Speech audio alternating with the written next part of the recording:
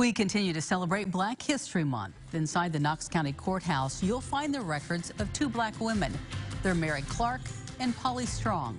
Both were brought to Vincennes illegally as slaves, but soon after, they found freedom with the help of the justice system. Taylor Johnson takes us on their journey. Inside the walls of the Knox County Genealogy Center, you'll find a lot of history. One of them is the story of a slave, Polly Strong. Polly was born into slavery in 1796. 10 years later, she was brought to Vincennes by her owner, an innkeeper named Hyacinth LaSalle. By Polly's 20th birthday, Indiana became a state, and slavery was not allowed. Indiana had its own battle for elimination of slavery.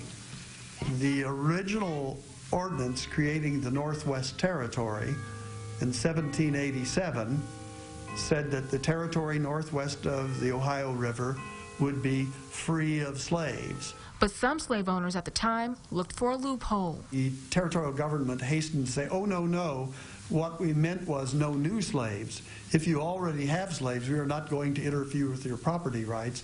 You can keep slaves, you just can't bring any new ones in. So Polly remained a slave illegally. A young lawyer from New York named Amory Kinney learned of Polly and wanted to get her justice. He was astounded, surprised to see that contrary to the words of the state constitution, slavery was still being practiced openly here in Vincennes. And so he initiated a lawsuit. In 1820, Kinney and Strong took her case to the Knox County Circuit Court. The court ruled that she remained a slave, but the fight didn't stop there.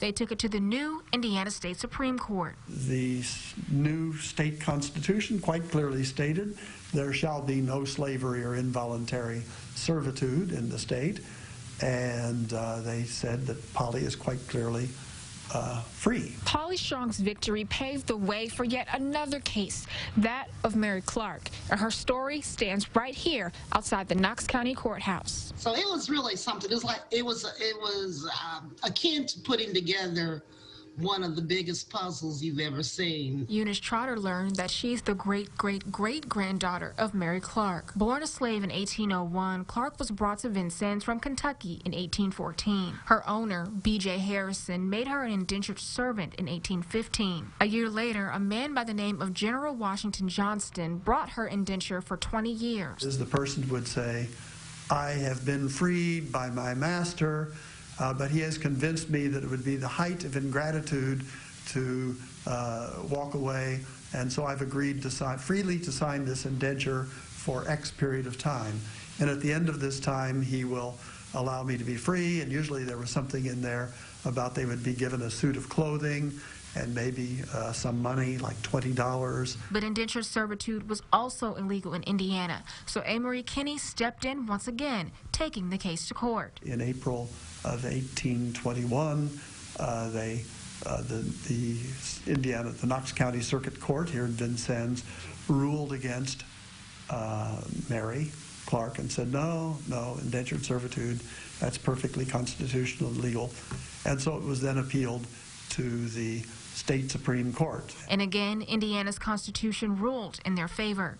Between Amory Kinney, Polly Strong, and Mary Clark, Indiana's future was forever changed. She and Polly Strong were pioneers in this ongoing struggle for freedom that still goes on to this day.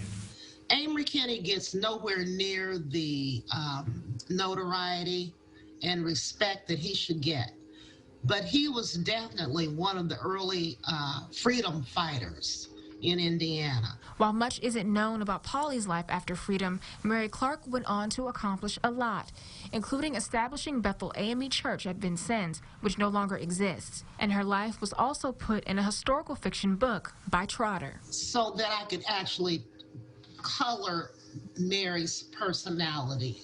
I could frame her, I could kind of give her the impression of who I thought she was based on, again, DNA, that long line of women in our family. You know, I don't think she would have been too much different than I am today or than one of my sisters might be.